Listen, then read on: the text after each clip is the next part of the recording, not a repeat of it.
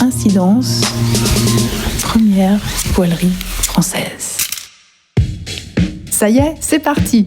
Nous vous proposons de vivre avec nous les temps forts de ce Vendée Globe 2020 au travers des regards techniques de la Team Incidence. À chaque épisode, un collaborateur de la voilerie va vous donner son point de vue sur un moment clé de la course.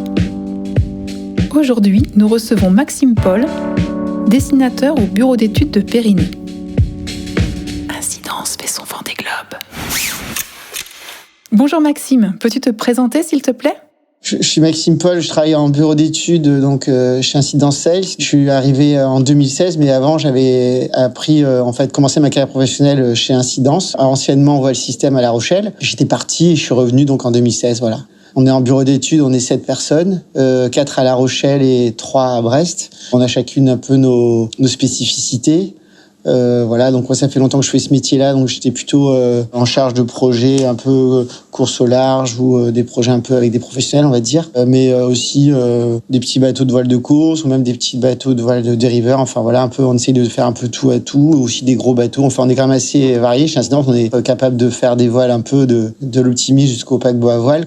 Tu fais quoi chez Incidence ? On va dire ma spécificité, c'est plutôt d'être impliqué dans la performance des bateaux, c'est-à-dire essayer d'arriver à prendre du recul sur la performance d'un bateau et notamment tout ce qui est au-dessus de l'eau pour conseiller au mieux les professionnels, aussi bien dans le réglage de mât, dans les réglages de voile, dans l'évolution des voiles, les plans de voilure avec les architectes. Enfin nous, la particularité des voileries quand on va mettre en place, c'est tout, on va dire, des problématiques de plan de pont et pour savoir exactement comment vont être bordées les voiles, où elles vont être prises, comment on peut les écarter, les problématiques d'espace. C'est-à-dire que des fois, il y a des foils qui peuvent se mettre au milieu.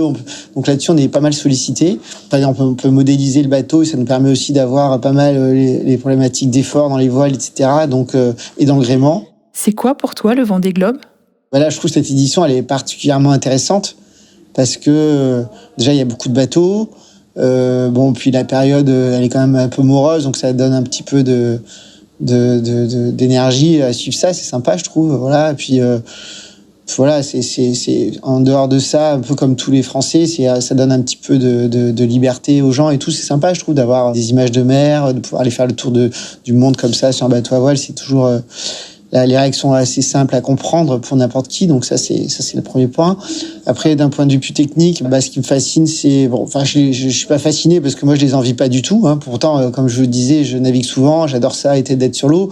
Par contre, quand je vais naviguer sur un IMOCA, et là les bateaux sont tellement confortables, il y a pas beaucoup de place et tout pour naviguer dessus. Donc quand on y va, on a finalement pas une place extraordinaire. On est très stressé, etc. On peut se faire mal et tout, donc faut faire attention. Donc on est plus, on va dire, à penser ni à casser le bateau, ni à se faire mal soi-même. Et vous rentrez de là, vous êtes content de rentrer à terre et vous avez des bonnes images, plein de souvenirs, et puis ça suffit. 3 mois sur ces bateaux-là, ça t'inspire quoi ?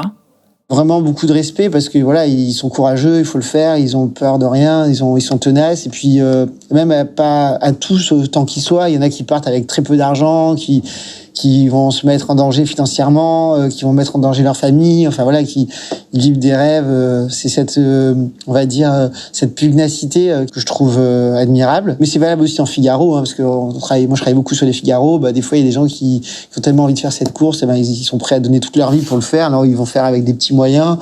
Ils vont faire, puis des fois ça peut s'arrêter comme ça. Il y a des aléas qu'on maîtrise pas et qui font qu'à un moment, malgré tout ce qu'on peut, toute cette énergie et tout ce courage, ça peut s'arrêter comme ça du jour au lendemain. Mais bon, ils ont fait leur projet, ils sont fiers d'eux et ça c'est beau aussi.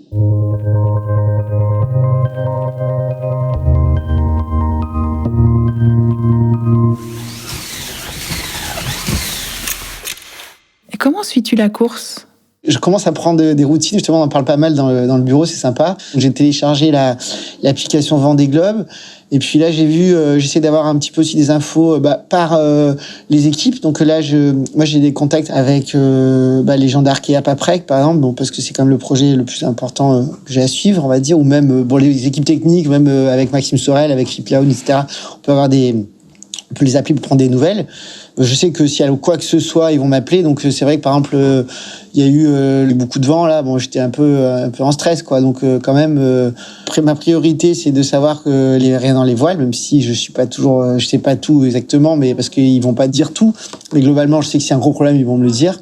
Donc voilà, j'essaye d'être disponible et puis de me tenir un peu informé. Et après, justement, il me disait ça, mais j'ai pas vu. Puis c'est vrai qu'il y a Johan Richomme qui a fait un carton sur Facebook, là, avec vraiment des explications hyper intéressantes sur la météo, notamment, parce que nous, bah, voilà, déjà, on n'a pas le temps, c'est pas notre métier. Même si les situations météo, là, j'essaie de la suivre cette année, là, pour bien suivre un peu les allures, les vitesses, etc. Mais je crois que Johan Richomme, je crois que c'est un super moyen de suivre de manière assez précise et technique ce qui se passe sur les bateaux. Que faut-il retenir des premiers jours du Vendée Globe ? Cette semaine, ce qui s'est passé, ça a été essentiellement une course de près. Donc ça a été intéressant parce qu'en finalement, à ces allures-là, les bateaux à dérive et les bateaux à foil, là, ils sont quand même assez proches.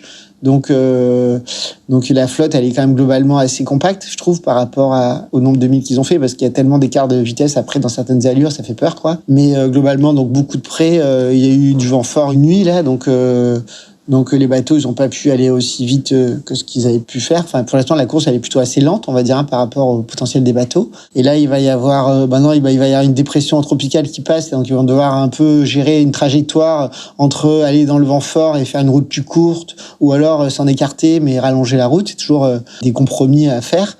Après, à part que là, pour le coup, ils seront au portant, donc c'est quand même, on va dire, plus safe, quoi, qu'au près. Parce que là, ils vont prendre la dépression dans le bon sens. Et après, il va y avoir les alizés. Donc là, les bateaux vont être beaucoup plus reaching et tout, ça va aller beaucoup plus vite, quoi. Vous avez lancé des paris à la voilerie. Il y a qui sur son podium ? Moi, j'ai mis, je peux vous dire, j'ai mis Apivia en premier, pour l'instant, à l'arrivée. J'ai mis Arkea troisième. Et deuxième, je crois que j'avais mis Charal, mais là, Charal, c'est... Voilà. Donc, on verra. Merci Maxime pour ce témoignage. On vous dit à très vite pour le 2e épisode de ce Vendée Globe vécu en direct depuis le plancher de la voilerie Incidence. À bientôt. Incidence fait son Vendée Globe.